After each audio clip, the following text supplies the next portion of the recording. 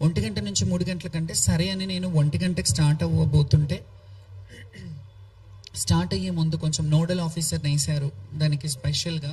So nodal officer గారు మీరు ఇప్పుడు రాకండి, సీఎం గారు వచ్చారు, మళ్ళీ డిస్టర్బెన్స్ అవుతుంది, అందరికీ డిస్టర్బెన్స్ అవుతుంది, మీరు కొంచెం ఆగిరండి అన్నారు.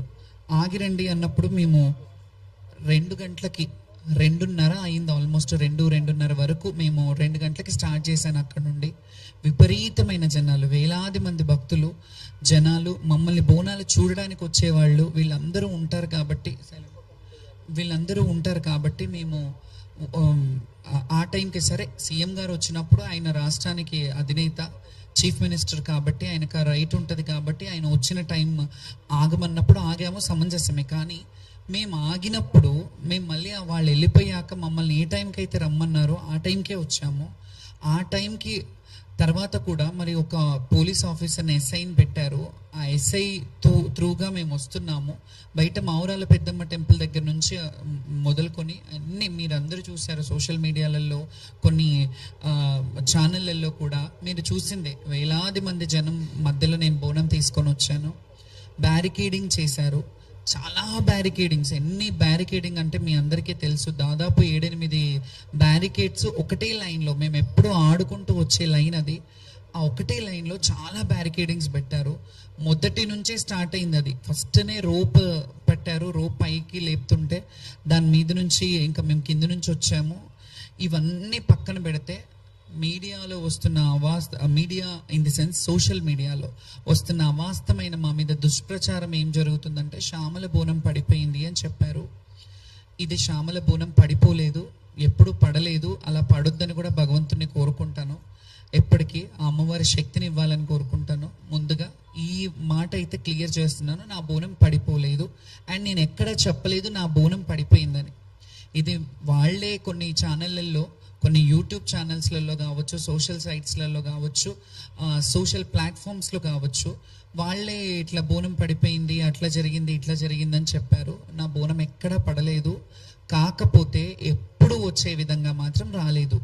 ఆటపాటలతో దప్పు వాయిద్యాలతో అట్లా వస్తుంటే చాలా బ్యారికేడ్స్, అంటే ఒక దగ్గర వదిలేరు, మళ్ళీ ఇంకో దగ్గరకు వచ్చేసరికి ఇంకో బ్యారికేడ్. మీరు చెప్పినట్టు మాతో 5 మందిని పంపిస్తానంటే అది కూడా పంపించలేదు. ఒకరిద్దరినే లాస్ట్ వరకు, ఒకరినో ఇద్దరినో పంపించారు. ఒడిబియ్యం మిస్ అయిపోయాం మేము అక్కడే, ఒడిబియ్యం కూడా వెనక్కి అయిపోయినాయి. సరే ఇవన్నీ అయ్యాయి, సంతోషంగా వాయిద్యాలను పెడతానన్నారు. ఇదంతా తర్వాత చెప్తాను. ఫస్ట్ బోనం పడిపోయిందా లేదా అనే క్లారిటీ ఇస్తా. బోనం పడలేదు. ఇప్పటి వరకు అయితే నా ఇన్నేళ్ల చరిత్రలో, ఇన్నేళ్ళు నేను బోనాలు ఎత్తుతున్నాను, ఎప్పుడు పడలేదు. సో ఈసారి కూడా పడలేదు. కాబట్టి నా ఫ్యాన్స్కి, నన్ను నమ్ముకునే భక్తులకి, వీళ్ళందరికీ నేను ఈ విషయంగా మీకు చెప్తున్నాను. ఈ ప్లాట్ఫామ్ విధంగా ఆ వీడియోస్ కూడా పెడతాను, నేను నా ఇన్స్టాగ్రామ్లో పెడతాను. నేను వెళ్ళి బోనం ఎక్కించేది, కాకపోతే అసంతృప్తితో వెళ్ళిన మాట వాస్తవమే. ఎందుకంటే ఎప్పుడు ఆనందంగా ఆటపాటలతో, మీ అందరికీ తెలుసు, గత వీడియోలు చూస్తే వాయిద్యాల నడుమ, డప్పు సప్పుళ్ళ నడుమ అమ్మవారి పూనకంతో వెళ్ళే వాళ్ళము. ఎక్కడికక్కడ నిర్బంధనం మెల్లిగా అంటే ఇది ఒక టార్గెటెడ్ విషయంలాగా జరిగినట్టు అనిపించింది నాకు. ఎందుకంటే ఇందులో జరిగిన తప్పిదం ఏంటంటే, మాకు యాక్చువల్లీ పోలీస్ డిపార్ట్మెంట్ నుంచి ముందుగా ఒకరోజు ముందు కాల్ చేశారు. వెళ్ళాం, మీటింగ్కి రమ్మనంటే వెళ్ళి వాళ్ళు చెప్పిన టైమింగే, మీరు లక్షలాది మంది వస్తారు, ఈ లక్షలాది మందికి ఇబ్బంది కావద్దంటే మీరు ఈ టైంలో రండమ్మా, మీకు ఏ ఇబ్బంది ఉండదు, మిమ్మల్ని సాఫీగా పంపిస్తాము. మోరోవర్ అందులో ఇంకో మాట చెప్పింది ఏంటంటే, హామీ ఇచ్చింది, ఇది కూడా వీడియోలు ఉన్నాయి, నేను పెడతాను ఇవి. వాళ్ళు ఏం హామీ ఇచ్చారంటే, బ్యారికేడింగ్ పోలీస్ స్టేషన్ ఎక్కడి వరకు ఉందో అక్కడి వరకు మీ వాయిద్యాలతో రండి, అక్కడి నుంచి లోపల వరకు మేము పెడతాము. కల్చరల్ డిపార్ట్మెంట్ నుంచి మేము కల్చరల్ టీమ్ని పెడతాము, ఆ వాయిద్యాలతో మీరు వెళ్దురు, కానీ ఎవరు వచ్చినా మీకు ఘన స్వాగతం పలుకుతాము అనే మాట చెప్పారు. ఆ ప్రపోజల్ మేమే అంతకుముందు ఉన్నప్పటి నుంచే పెట్టాము. గతంలో మంచిగా జరిగినప్పుడు మంచిదని చెప్పాము, బాగాలేనప్పుడు బాగాలేదని చెప్తాము.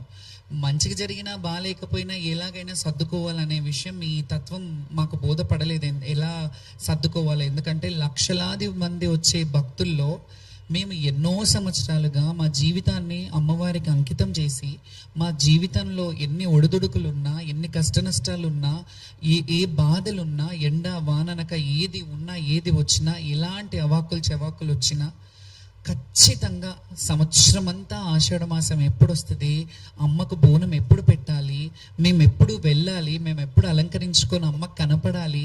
ఎందుకంటే అలంకార ప్రియురం మేము. మా జీవితాలే అమ్మవారి సేవకు అంకితమైన వాళ్ళము.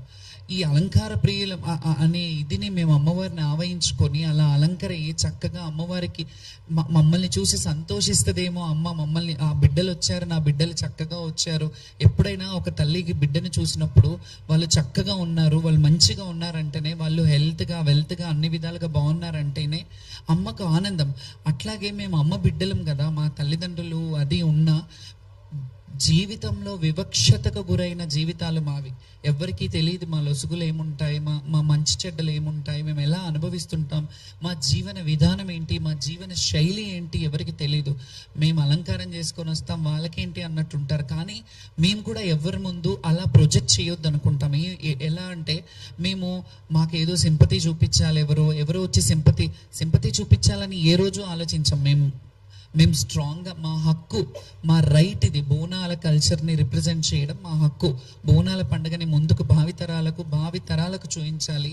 ఈ కల్చరల్గా హిందుత్వంలో ఉన్న ఈ బోనాల పండుగ ఏదైతే ఉందో, బడుగు బలహీన వర్గ బిడ్డలు ఏదైతే చేసుకుంటున్న పండుగ ఉందో, ఈ పండుగని మేము చూపించడానికి ముందు భావితరాలకు చూపించాలి. ఇలా ఉంటాయి దేవాలయాలకు కట్టుబడి మేము దేవాలయాలకి ఎలాగైతే మేము కట్టుబాట్లు ఉండి కొన్ని దేవాలయాలని ప్రమోట్ చేస్తున్నాం, అవన్నీ గతంలో చూసినట్టయితే ఇన్ని వేల లక్షల మంది వచ్చేవాళ్ళు కాదు కదా. కొంతవరకు జనాలు వచ్చేవారు, జాతర అంటే జాతరలా జరిగేది.